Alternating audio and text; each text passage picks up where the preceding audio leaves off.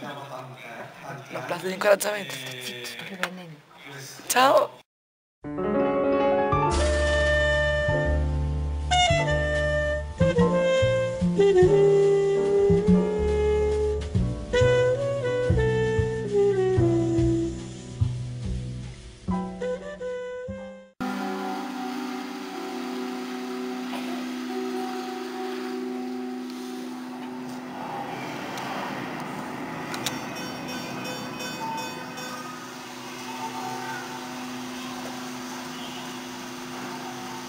La biblioteca di Piero Alori, via Cernaia, era una biblioteca trasversale, c'era di tutto.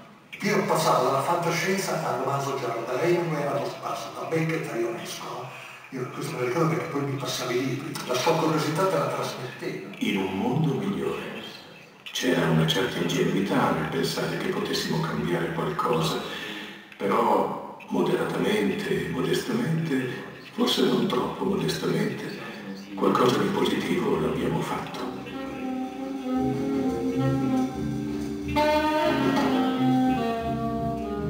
Con gli artisti del gruppo Zero, Piero è accomunato dal desiderio di ripartire da quella che contribuirà a definire una nuova concezione.